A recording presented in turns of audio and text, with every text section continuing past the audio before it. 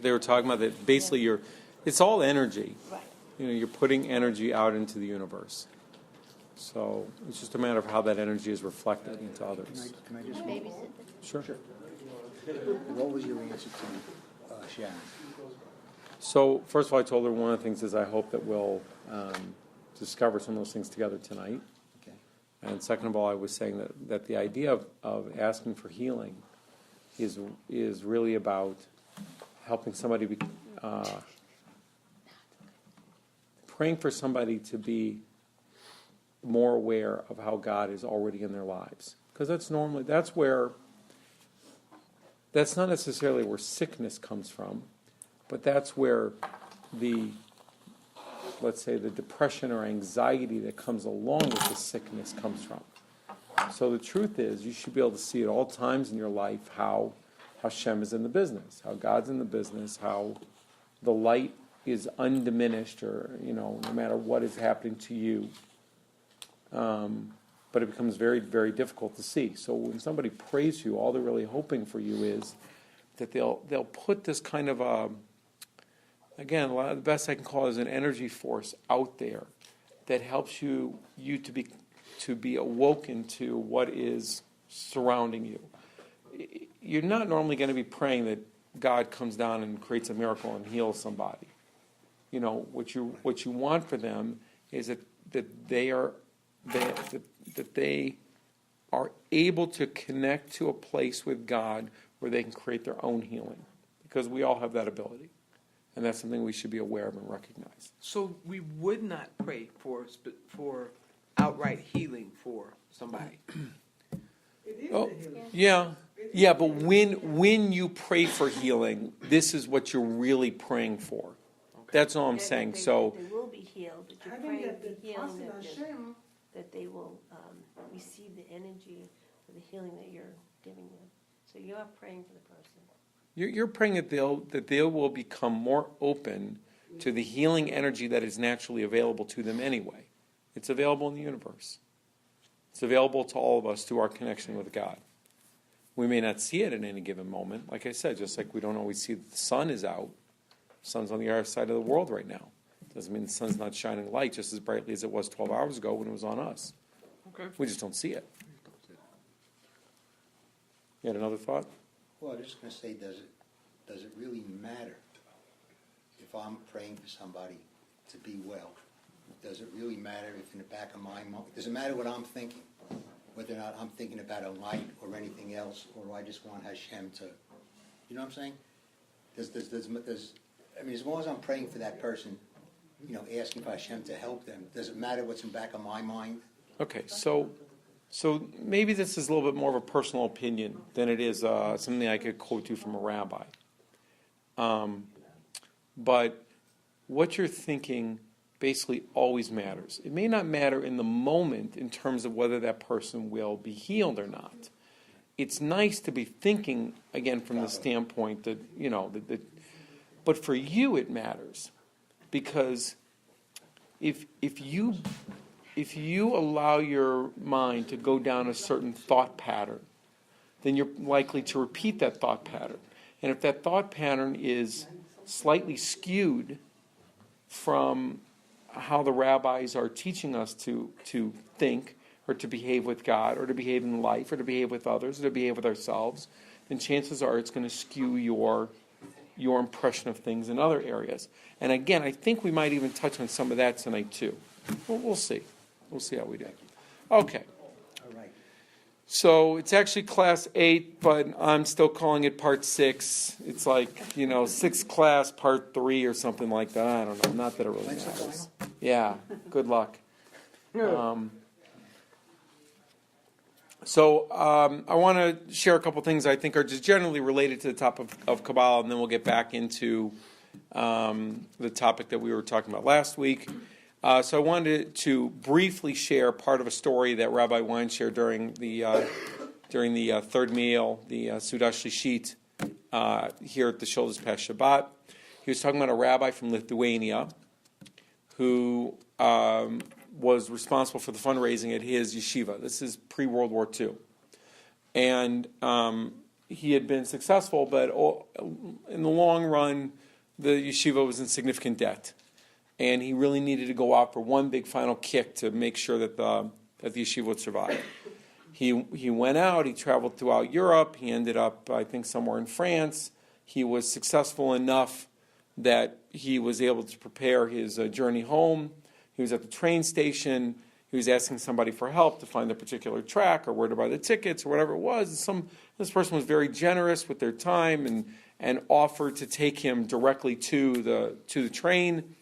And he took just a very short detour into a dark alley and held him up at gunpoint and took all of his money and ran. So all the effort that this Rosh Yeshiva had put into fundraising and all the success that he'd had was basically back down to zero. So he had some choices. He could go back to yeshiva and said, I did the best I could, time to shut the doors, we're closing up, got no more money. He could go back around to all of the people he had asked for money from already, see if he could gather more money again, or he could try and venture out to something new. In this case, England was not far away, and he could go try to fundraise there. So, turns out, that's what he did. He went to England. He tried to open up some new channels. He met many new people. He was very successful in his fundraising, was able to bring back quite a bit of money to the yeshiva, and at the same time actually also received kind of a job offer. He met some very special people who really enjoyed his company and asked him to move to London with his family. So he went back to Lithuania, paid off the debts of the yeshiva, and he decided to take this job in England, travel with his family to England.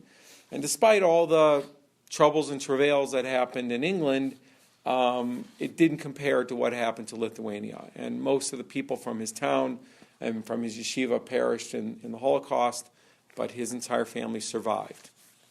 So here's the question. How was it that the rabbi survived?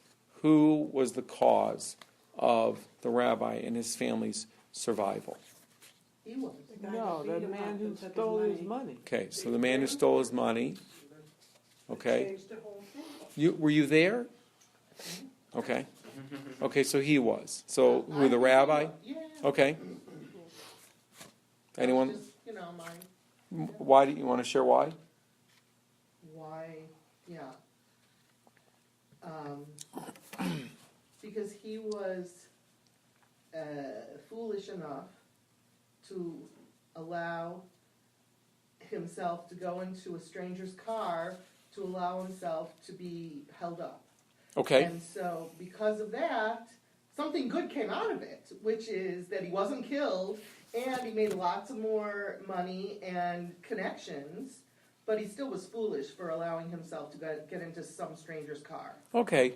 I'll say you're halfway there. I think the decision making is changed his life, right? He had 1, 2, 3 options. Yeah. He chose one, and the whole life changed because of Right. it. Right. And I'll tell you the way the rabbi put it. The rabbi said, don't be fooled by the story to think that it was the thief who did it. It's very easy to fall into that idea because, and a lot of times you read stories in the Torah, and like, for example, you know how the brothers threw Joseph into the pit. So was it the brothers that saved Joseph so that he could end up in Egypt and make sure that the years of famine were... No, he would have gotten there anyway. He would have gotten there anyway. But the only way that he would have gotten there is through his own positivity, right? His own choice to not become downtrodden by the fact that he's in a pit, to not become miserable by the fact that he's imprisoned. Yeah. I was going to say, it's like choices, because thieves do what they do, rabbis do what they do, people that give money, they do what they do. So it's all along the way what choices you make. That's right. It's another story. That's right. So it was the rabbi's choice of how to react to the situation as it was presented to him. Now, another thing that you don't want to, that's not wrong, but you don't always want to fall again into the trap of, is to say God. A lot of people will say God. Now, God's always the right answer. It's always the right answer. But it's not the complete answer. So I had a pretty good... Yeah. If we say God, we're going to miss an element of what we're really supposed to learn from the lesson. It's always God. God manipulates the world, handles the world, observes the world in providence. These are all things that are done by God or done by the light. However, it is our responsibility to see how it is that God's light manifests itself in our world, and our choice of how to react to that can create good situations and bad situations for us. And again, I think that will be explored more tonight, and it's very topical overall from the standpoint of our experience with the wisdom of Kabbalah. The wisdom of Kabbalah ultimately is just trying to help you see in a more elevated, more spiritual realm how it is that our choices and our reactions to our given situations create life for us. I happened today to come upon an interview that Sarah Silverman did with a guy named Christian Picciolini. I guess he's a former... Who's Sarah Silverman? It doesn't really matter. She happens She's a comedian? She happens to be a Jewish comedian. Okay, never heard of her. I want to say she's in her late 30s, early 40s, something like that. Thank you. Pretty progressive. Yeah, American, Israeli? She's American. Okay. Yeah, I want to say she has a sister who's a rabbi. I don't know. That just dawned on me. I think she actually has a sister who's a rabbi or a cantor in Israel. Again, not that it really matters so much, just a perspective. To my knowledge, she's secular. But she's interviewing a guy who's a former, we'll call him white supremacist. And she's going through, why are you former? How did you get out of it? How did you get into it? And then she hits a part of the interview where he really explains a couple things very, very boldly, because he's trying to explain how he helps other people get out from being stuck underneath this white supremacist or alt-right or ultra-conservative or whatever it is umbrella. And he said that he said that that the way that they catch you is that you're vulnerable, that you're looking for somebody else to blame, and they give you somebody to blame. Sometimes it's the Jews, sometimes it's the lefties, sometimes it's the blacks. Whoever it is, it's somebody who's not you. And you feel very empowered by that, by the opportunity to blame. So one of the primary things that he does is he helps you remove the idea of blaming anybody other than yourself for your circumstance. And that is a very, very crucial element, again, in our study of Kabbalah. Everything that we do and see and look at all comes back down to us, how we react to the situation, how we recognize our responsibility in whatever's happening, regardless of what the external circumstances may look like. One of the things that you see come up a lot with, we'll say, religious-minded people, is they'll say, they have this catchphrase, God works in mysterious ways. Right? It's a favorite thing to say. And I would encourage you to avoid that type of thought pattern. The idea that God works in mysterious ways, well, no, God works along a set of rules that have been established in the universe. The fact that we're not able to see how those rules actually work or don't work doesn't make them mysterious. It just means we need to do a better job of discovering them and being open to them. So try to avoid being caught up at any given moment to seeing God as being somehow mysterious and far away from you. However, it doesn't mean we can understand. We can try through the commentators and through the wisdom and through the books to understand more about God, but we can never really understand God. We can only understand our interactions with God in this world. We can never really understand why God created the world, okay? Because we say, Leitiv L'Nivra'ah, that's something I keep on repeating over and over again. He created it for the benefit of us, of his creations. But that's just our way of seeing the world. We can never really get all the way back to the source and see it. And we won't see it until the end of days. Kabbalah does talk about predetermined situations, or like everything was supposedly planned to be like this, or everything is determined by the choices that each and everyone. Did I tell you this this really fascinating Gemara? I think I shared it, but I'll share it again. there's an argument between Beit Hillel and Beit Shammai. I think it says something like goes. Well, I probably shared many of these, but it goes on for 2.5 years. This particular argument, and the argument is it better that man would have been created and sinned as we know that man did, or that man was not created at all? Did I share this? No. Okay. So that's the argument. The argument between them is it better that man would have been created and sinned and brought us to this horrible place that we're in right now? Horrible, okay, place we're in right now. Or would it have been better that God had not created man to begin with? Well, we don't know what. I mean, that's like a funny. It is funny. Because, And it's almost humorous. Know, like, what it would Right. be like if Now, there was nothing. now you want to know the answer? You want to really laugh? Here's the answer. The answer is better that man had not been created. However, man was created, and therefore you should put forth the most effort that you possibly can to connect to God and to improve yourself. So was it predetermined or not? Exactly. Is it Right? predetermined, So in a way of concept or not? in a way of looking at it, we're going to answer part of that question tonight, believe it or not.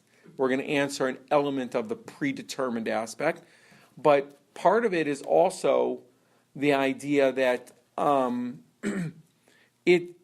of course it was predetermined, but predetermined doesn't mean, oh well, then what am I doing here? I might as well just right. I'll just wait and sit for God to enact His predetermined destiny upon me, right?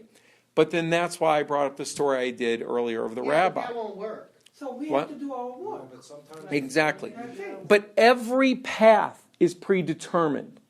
The thing is, there's an infinite number of paths.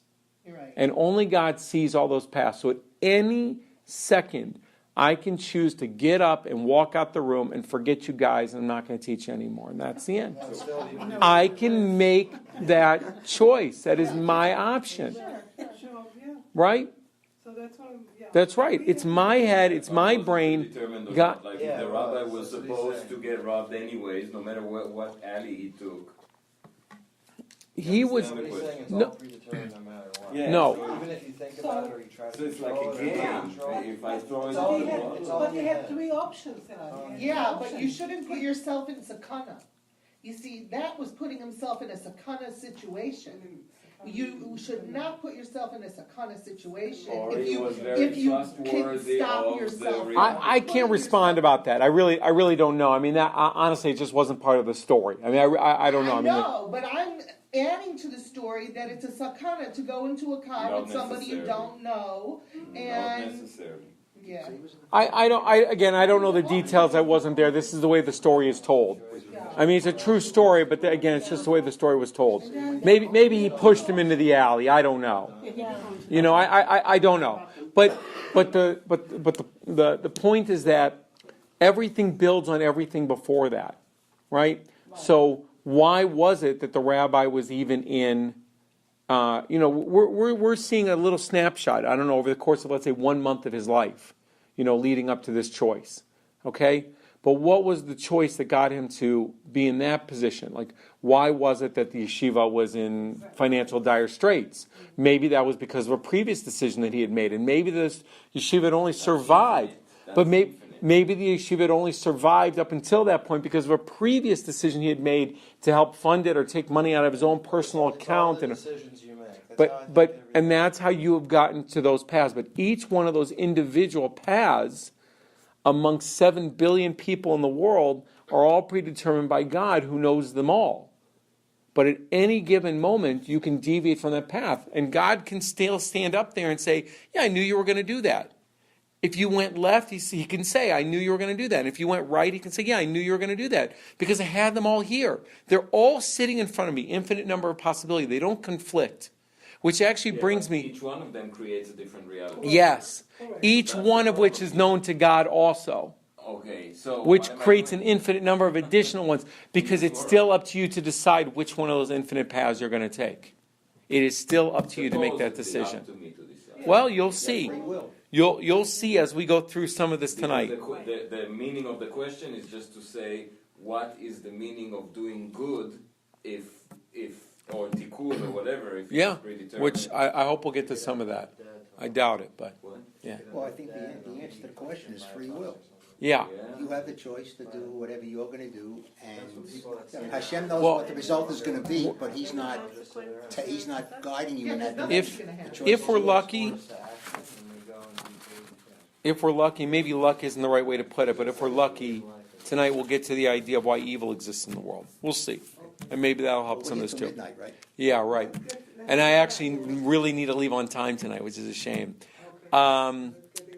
And I want to come back to one other thing, which I actually think is also related to this. This idea, again, that there's no conflict between all these different sayings and phrases and things that you hear. So one of the things that Sharon was asking about last week was conflicts between the idea of 14 billion years old for the universe and 6,000 years in the Torah.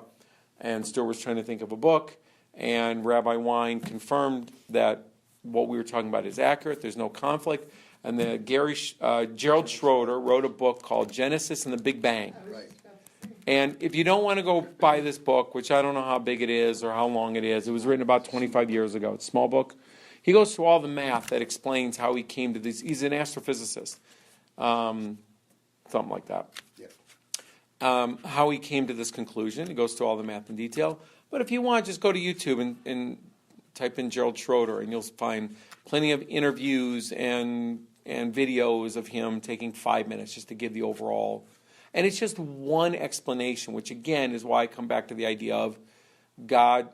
You know, it's not that He works in mysterious ways. It's just this guy only figured out 25 years ago one possible scientific explanation for how the universe can be both 14 billion years old and 6,000 years old at the same time. But they don't conflict. They don't conflict. Don't be troubled by that. Okay, just keep on searching for it, though. Don't give up. I'm saying don't just say, oh, fine, okay, this guy says, science and religion, no conflict, fine, I'll move on, No, be troubled by it, question it. It's okay. Yeah. Does Kabbalah talk about like how people evolved? How people actually evolved? You mean like... From what You mean like the monkey, ape, that whole thing? I don't know. Or is it Adam and Eve? Probably. I mean, the stories start from Adam and Eve from the standpoint of the consciousness that we have and the responsibility that we have. Right. I don't, for some reason I feel like there is something that talks about the monkeys, the apes, the chimps, the whatever, The dinosaurs. the dinosaurs. You haven't like read about it yet. If I did, I've already Flying forgotten dragons. about it. Yeah, I don't remember. I just don't remember. It's supposed to because of correlation with the Torah, with the Tanakh, with the Genesis. I don't even know about the Torah. Does the Torah talk about it? The Genesis No. supposedly tells you how everything was created. How animals were created and how Adam named them all according to their roles. People come from No. apes. No. No, they don't want it to. Because come down. because we don't come from apes. No. It's just, we don't come from apes.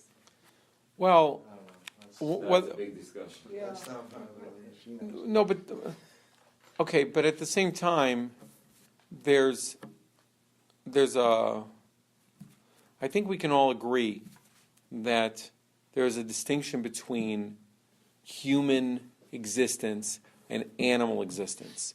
And some humans act, maybe I'll say most humans, act more like animals We are animals. than they do like humans. We're mammals. We can all agree we're mammals. And I'm not talking exclusively scientifically here. So, for example, one of the things that a Kabbalist will say is that a Kabbalist, somebody who is aware of the existence of God, will say, "I say a blessing, a bracha, for the purposes of eating an apple." Okay, Kabbalists will say, "I eat an apple for the purpose of saying a bracha." Okay, so let's go first back to the bracha idea, the idea of saying a blessing. Okay, saying a blessing is a huge part of what separates us from the animal kingdom, and what separates a more refined individual from an animalistic individual, and that's part of the reason It's not why. the blessing is the conscious. Well, it's the idea. It's the idea that I'm not just feeding my hunger. Okay? A lion feeds its hunger. It runs out in the field and captures the food it wants and rips it to shreds. You want to behave like that? We would do the same thing. What's that? If we had to do that, we would do the same thing. If there was no grocery stores, we would go after a squirrel and hunt it and Well, shoot just it. and like kill But it. but We would go to the farm. but and pick a but as bird. but as an observant Jew, you would say a blessing before you eat it. Yeah, but It's all the difference in the world. Thank you. And I'm not saying that from a religious standpoint. I'm not at all. I'm not saying, oh, you did a mitzvah by saying a bracha, and I get to say amen. And yes, that's also all true. It's not superior. It's having a different responsibility. we have language. Language makes Thank you, I was just about to say that, sir. That, exactly. But why do you We think? can formulate. But why do you think you were given language? You guys, Yeah, I want to think hear, whatever. yeah. We come from monkeys, apes, Homo sapiens, whatever you want to call them. At one point, we started to talk. When you can talk, then you can make language. Language has values, it has information, knowledge. Once you can do that, you can make religion. So at one point, like from cavemen or whatever you want to call them, we started to think and we made a religion. So what makes us different from monkeys, from animals, from mammals, is thinking and being able to communicate. 100%, and They the can Torah only have says that. sex, eat, sleep. No, they communicate with each other. But it's not like on a All level. philosophical. They can't sit at a table like this and plan to maybe take over A country. the hotel next door. or Right, something. right. Well, they have their own things to take care of. But, so you're saying you're agreeing with me that we are like animals. We're even more. We are like- animals, a different Yeah. species, but we are and we're animals. the most developed. Like I don't humans. know, that's a different discussion. Let's put it a different way. Developed than humans. We have the Aliens. potential. We have the potential within us to be more developed than any animal that exists now or that ever existed. And that's the relevance. The relevance is not what we do. The relevance is what we have the potential to do. The way that we were created in the image of God and the potential that we have. We can use, and I'm not exactly What sure. we do with the potential we have. Right. So one of the potentials that we have, and one of the negative connotations of religion these days, is that religion creates cults, it creates brainwashing, it creates reliance on exterior forces, it creates reliance on whether it's a rabbi, a priest, or an imam to guide you, to lead you, to possibly deceive you, to give you all these ideas about words that say this when they really say that. And I would not dispel any of that.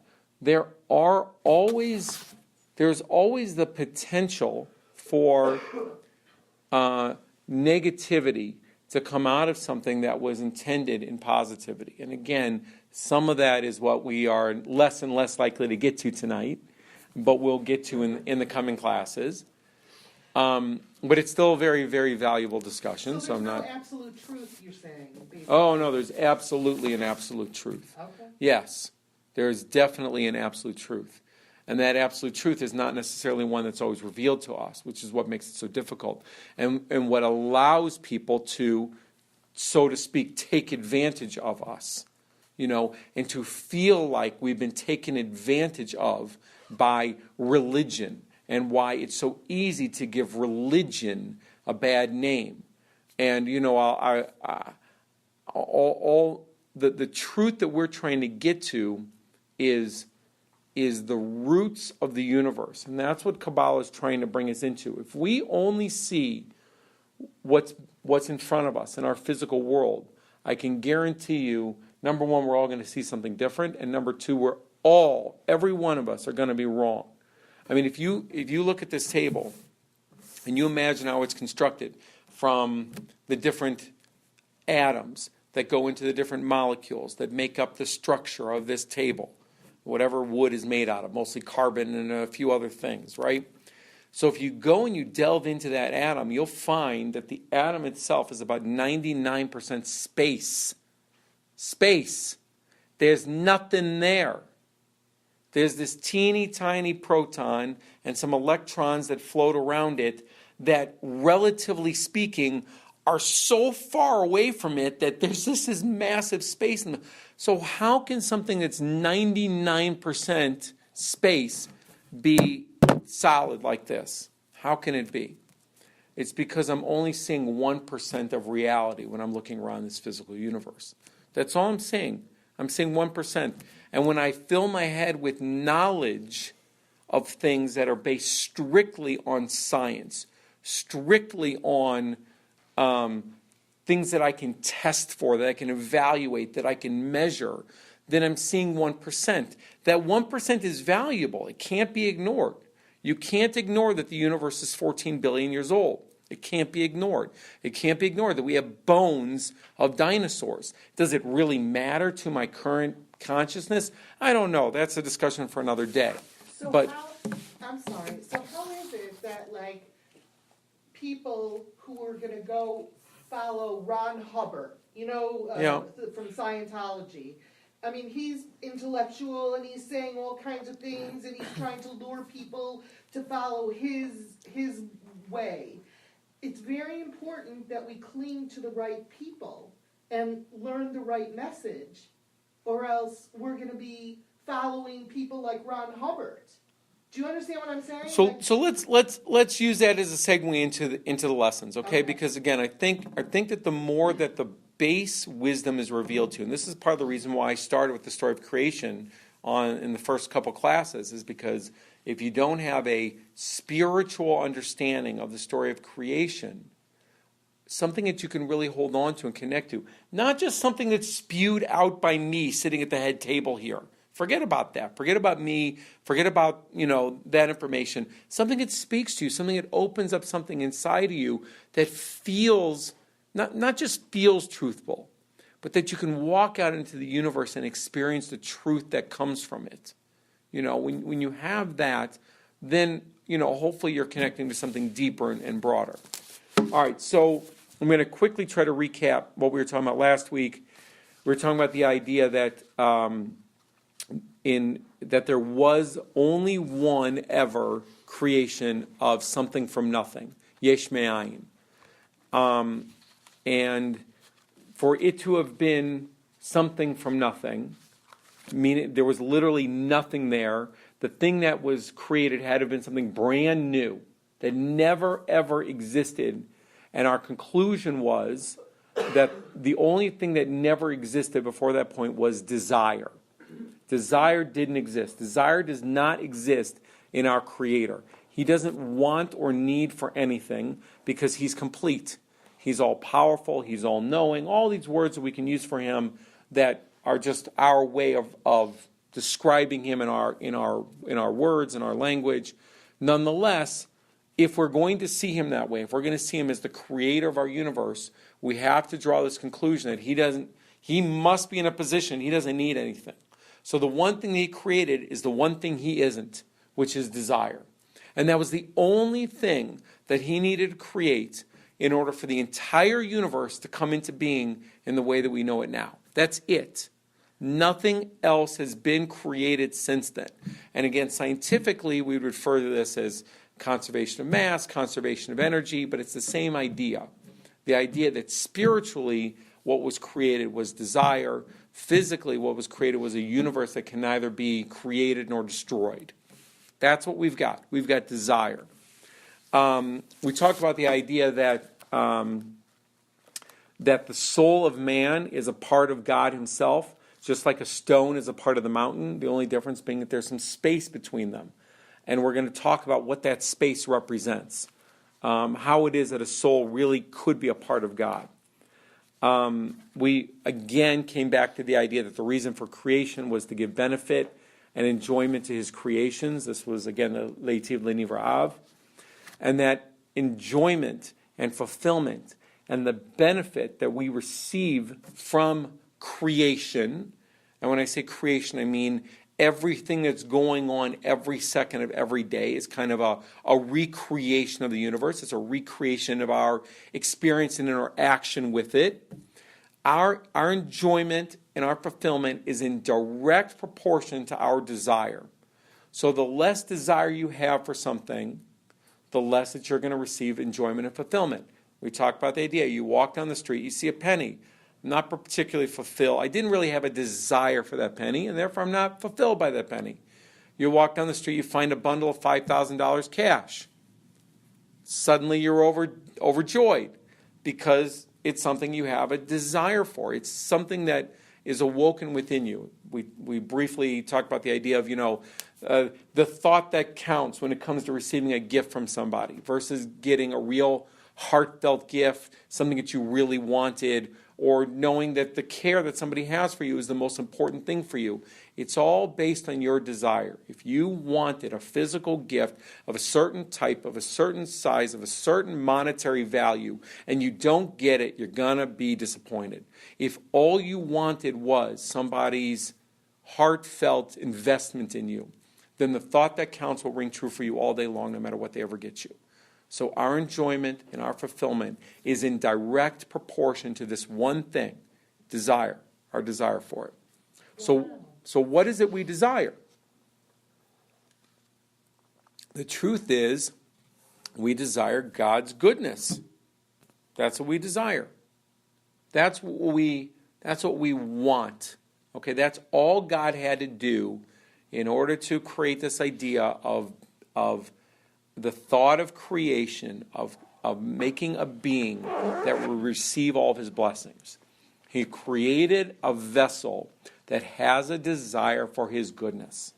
His goodness already existed. That is not a yesh me'ayin. Okay, so when we say desire for goodness, we're talking about desire for the light, desire for something that existed. That is how we describe, it's one of the ways we describe God. So God needs our love as much as we need No. He doesn't need anything from us. because He created us. As quick as you both were to say no, as quick as you all are to say no, it's not wrong. It's not wrong. And remember, we talked about this going back a few classes ago. We talked about this idea that if a tree falls in a forest and nobody's around to hear it, did it make a sound? Right? If God is all loving and merciful and giving and infinitely sharing, but there's nothing to share with, is He really any of those things? Is He? Without something to receive His goodness, can He really be the sharer of goodness? Okay? Thank you. I don't That's understand exactly what you're what I trying to mean. say. I'm saying is, if we did not exist, Right. okay, because He doesn't need Exactly. us, right? He, she, doesn't matter. If we're not needed because He doesn't need anything, and we were created for something. That's right. He So doesn't need anything. That's He right. created us To receive His goodness. to receive His goodness. But He doesn't need us it's to do it's anything. hold on. He will not, and there's no chance we're going to get to this by the end of the night. Although I am tempted to skip ahead and tell a story. You can.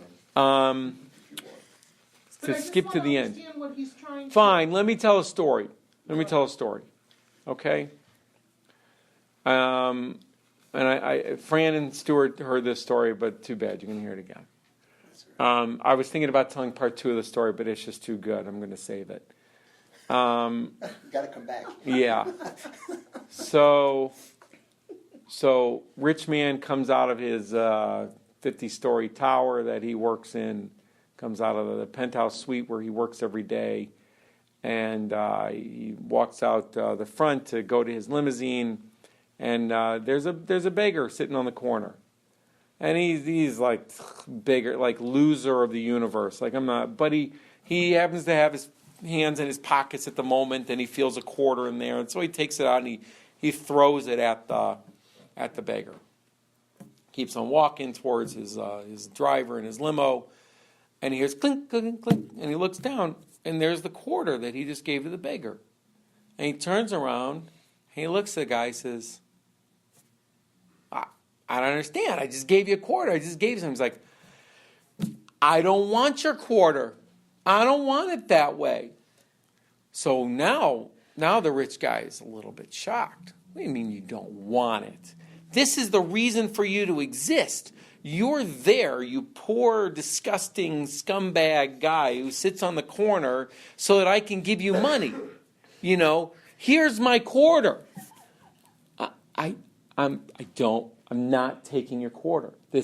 I'm sorry, this is degrading and disgusting, and I don't want your quarter.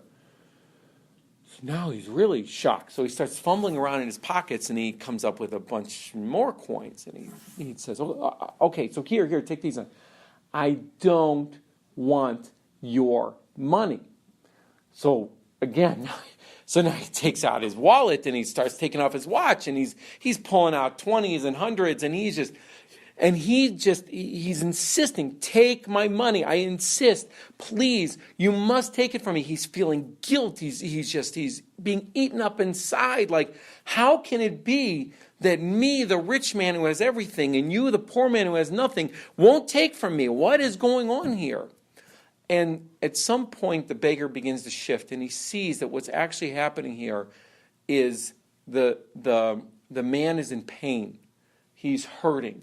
He's feeling, like we said, guilt and resentfulness, and he has this burning confusion within him about what's even going on here. And ultimately, the beggar agrees to take the money from the man. Now, when the beggar agrees to take the money from the man, is he really acting as a receiver? Yes, he's physically taking the money. But he's giving something much, much more back to the man who's trying to give him. The man can't receive anything from him in the way that we would think of receiving from him, right? He has the car, he has the money, he probably has the trophy wife and kids and the 50-story building with the penthouse and with the toilet plated in gold and who knows what else. All the things that we imagine are everything. So he has no ability to receive anything. And yet, the beggar ended up being the giver in this case. And the man ended up being the receiver. Yes, the beggar now has a lot of cash in his hand. But now you can see in the story, cash certainly isn't the whole story by any means. The rich man has plenty more cash sitting in the bank account. Doesn't mean he has anything. But what he received from the beggar, whether you can call it the return of his dignity, the understanding that being rich is, hopefully he's enriched by this experience and he'll really carry it with him for the rest of his life. But at least for that moment, the receiver is actually the giver. That's what's actually going on here. Okay, even though, again, the man with everything has nothing he can receive. Okay? So this is like in a nutshell, this is kind of our relationship with the Creator. This is our relationship of give and take, so to speak. Okay? God has no need for us to fulfill anything for Him. We can't. We have no ability to, because He's beyond the physical. We can't say, okay, let's give Him back His dignity. Let's give Him. But by receiving, we are fulfilling His purpose in creation. That's what we're doing.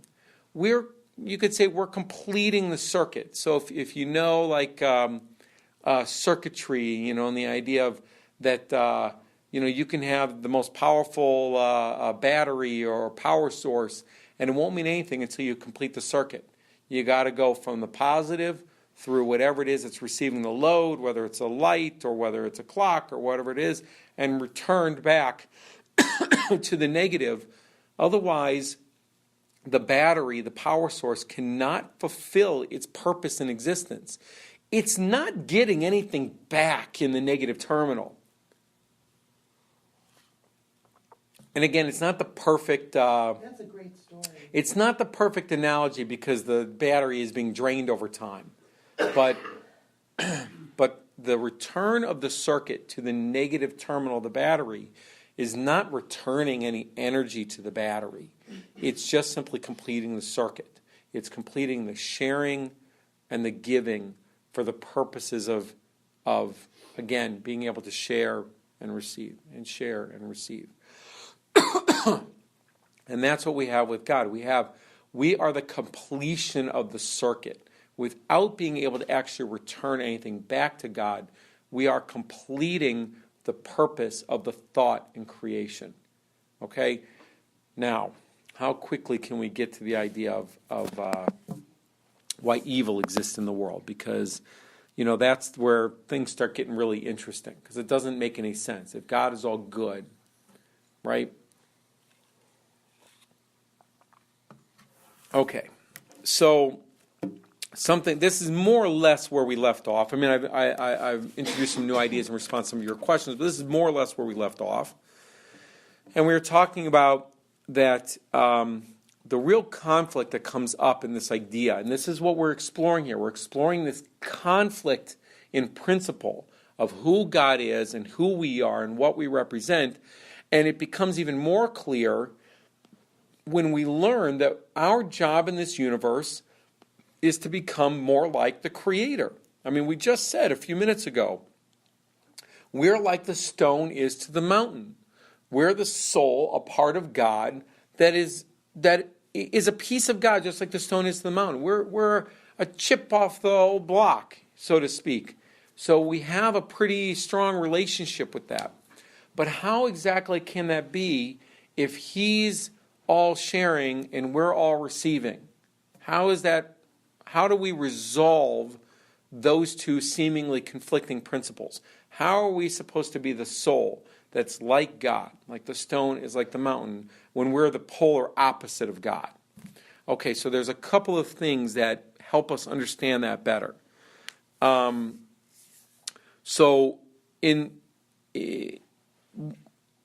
If we look at this idea of goodness, and we talk about this idea of the light. So the light never changed its form. But clearly we're all perceiving the light in a different way. Everyone in this room, everyone in this city, everyone in this country, everyone in this world has a relationship with that light that's different. Because if the light was all good, why aren't we always seeing all good? So the goodness that we receive from the light is shaped by our desire to receive. Okay, so it's shaped by our vessel. And you can think about it this way. Play-Doh has no form in and of itself, right? But you stick it in that little form thing and you squish it and you put the right? You put the little guide in the front that's got the star, and it comes popping out a star. Or you put it in the one that makes it look like spaghetti, and out comes, purple Play-Doh spaghetti. That's our vessel. Our vessel is what the Play-Doh had, it was just Play-Doh. Purple Play-Doh, had no real shape or form of its own. But we created a form through what we desired to receive from that goodness. Okay? And when we do that, not only do we shape it and form it, but as a result, we only receive a part of it. Okay? We can't receive the whole. Right? We've talked about that idea a little bit too. This idea that a vessel is finite. There are ways to grow the vessel. There are ways to change the shape of the vessel based on our desire. But our vessel is finite. So though the light is infinite in its goodness, we are finite in our ability to receive it. So we are doing two things at once. We are shaping the goodness that's being shared with us based on our desire to receive. And we are limiting the amount that we're able to receive. Again, based on our desire to receive, the size, so to speak, of our vessel. And this is what makes us more or less like the stone and the mountain. The stone is separated physically from the mountain by an earthquake or by a tool that separates it. We separate ourselves from our source, from God, through shaping what God is trying to give us. By manipulating it, by by having a certain desire that can only be filled so much. Our potential? Our potential to filter or receive or grow the vessel is finite, is predetermined, or we can make it grow more and more. Right, so we can make it grow. The way we make it grow is through our, let's use the term resilience, the way we respond to different situations. So, we'll even just briefly go back to this rabbi in Lithuania, okay? He had the ability to grow his vessel to one that could receive more money and a job offer in England that would then bring his family, to survive World War II. Or he could have allowed his vessel to stay the same size. The same guy who goes out every year to raise money for the same financially ailing yeshiva in the same location with the same students that he's always done. I'm really simplifying. I don't know his story. But I'm just conceptually speaking. That's when we choose to respond to our situation by allowing our vessel to either stay the same or even, God forbid, shrink, versus creating a resistance, a resilience to the situation that's at hand, responding to it by wanting more, needing more, seeing the ability to receive more, and being able to grow our vessel. That's how we grow our vessel. And now how do we shape what we receive? Part of that is we try to avoid receiving very specific things. If you say, I want a Cadillac, then you might get a Cadillac and you might get into, when I say you, I'm talking to general you, God forbid anybody should ever experience this.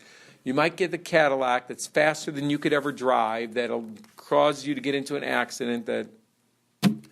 But if you wish for yourself financial security that would allow you to have a constant source of transportation, then you might end up with that Cadillac and it will serve you well for its entire existence, in your entire existence.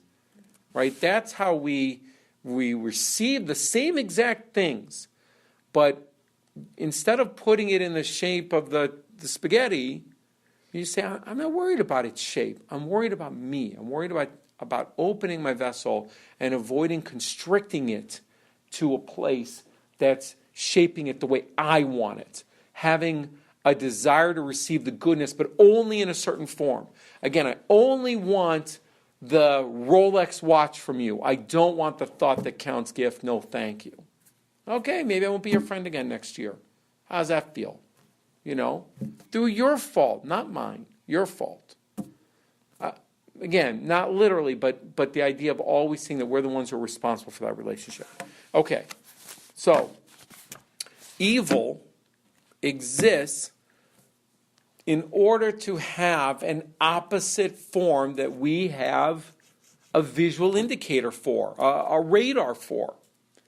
Evil is, in its essence, the opposite of the infinite goodness that the light represents. So when we see evil, so to speak, what it represents is a strong desire to receive for myself alone in the way that I want it. That's evil. That's what evil is in this world. That is the physical representation of my spiritual desire for me, my way. So we have to have that, so to speak. And if you think about it, that's how we're created. A baby is born from its mother wanting its mother's milk. That's what it wants. It doesn't want a cookie, doesn't want a banana, it doesn't want these, I'm sure, delicious chocolates and cupcake that are sitting on the table. It wants what it wants, and it wants it now. And you're not going to get a 1-month-old to say a bracha before it drinks its mama's milk, right? And you're probably not going to get it to even look at that cupcake. It doesn't have any desire for that. It has a desire to receive for itself alone in the way that it wants it, and that's all it wants. That's it. So we're created evil, And you can sit with that for a few minutes and build on the idea that this is the reason why we have this concept of bar and bat mitzvah. Basically, before bar and bat mitzvah, before you become, I hate to even say a son or a daughter of the commandments, but let's say under the roof of the wisdom of the Torah, it is your job to build desire. That is your job. That is how a baby is born. It is your job to continue to build upon that desire until you reach a certain point of maturity where you begin to recognize the opportunity to transform that desire, because you must have that desire. If you don't have a desire for God's goodness, you are disconnecting yourself from the entire purpose of creation. You might as well not even exist. As horrible as that sounds, that's the truth. That's why a baby's created that way. That's why you see selfish kids up until 12, 13, 14. I mean, 35. Yeah. And you know people who still behave that way. And what do we call them? Kids. And you know what the Kabbalists would call them? Dead. They're dead. Somebody who wants to receive for themselves alone, when they reach beyond, if they're not transforming it, we all have a desire to receive for ourselves alone, all of us. We all still have that inside of us. But hopefully, we're in the process of beginning the transformation that, again, hopefully we started around our bar bat mitzvah. If we didn't, hopefully we became aware at some point that we weren't on that path and we decided to get a little bit more with the picture and trying to play a little catch up here. But that's our essence. We must have a desire. So desire is a good thing. Desire for the light, desire for the Creator, even before bar bat mitzvah, even selfish desires, I'll just say, are not a bad thing. I'd be hesitant, again, to call them good things, but they're not a bad thing. But our job at this point is to transform that desire from what is a connection to evil, because it's our own manipulated way in our own shape and our own vessel to receive, into a manner that is transformed into something that has a broader vessel, a broader understanding that it's not according to my shape, and the ability to grow that vessel and see it in a more transformed way. Which is very contradicting in what I see, because you said that our homework, like 3 lessons ago, wherever, to think how everything was meant for us, right? So now you're saying, from being dead and egoistic as kids are, we now need to grow our vessel and to see things in a different way. So, which is a fantastic place to start and to pick up next week, and you're absolutely right. It is a terrific conflict. It looks like a complete contradiction, and we'll work with that. And just one quick thing that the Torah says, that God created man and he saw that it was good. So those are the words of the Torah. Yeah. So I just wanted to mention that. Yeah. and then Well, you said the opposite. well, and in the Gemara it says, like what I was sharing with you with that's from the Gemara, that it says that we each have a responsibility to trace our roots back to Adam. Adam was the first creation, so we should see ourselves as the entire universe was created just for us. That's right. You're not wrong. It's a Gemara. It's a legitimate source. Yeah. Okay, so you're saying you're born with evil because you're In a way of seeing things. I don't want to take that too far. Egoistic. I don't want to Okay, take so that too this- far. I'm saying, if we're defining evil by a desire to receive for the self alone, and a baby's clearly born with a desire to receive for the self alone, that's just about it. You can make that, A equals B, B equals C, A equals C. Okay. Is that the same as born in sin? Sort of. It's a Okay. fascinating concept. People like to dispute it because they say those are the teachings of JC, but he wasn't wrong. It's the same. What's wrong about that? Yeah. Okay. Sort of. JC Okay. was Jewish. Yes, he was. So you wonder why we find some connection to some of the things that he taught. If you really get back to the root and the source of it, and you understand the idea of what is original sin. Maybe it's a good translation, maybe it's a bad translation, I don't know. But, yeah, sort of, kind of. Tune in next week. Yeah.